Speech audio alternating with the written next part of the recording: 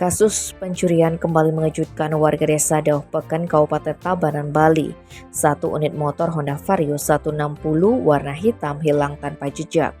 Pencurian tersebut terjadi di garasi milik korban, Igede Made Yuliana yang beralamat di Jalan Teratai, Desa Dauh Peken.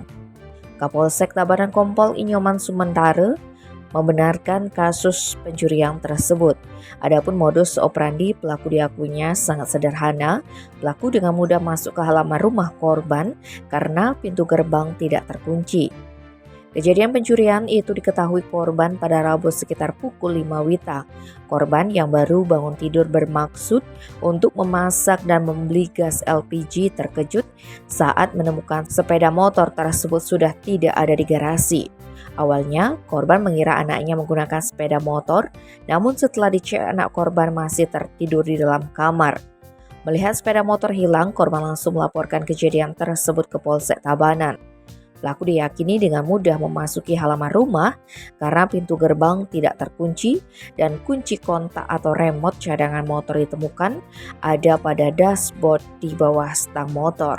Akibat kejadian ini, korban mengalami kerugian sekitar 29,5 juta rupiah. Tim Bali Express melaporkan.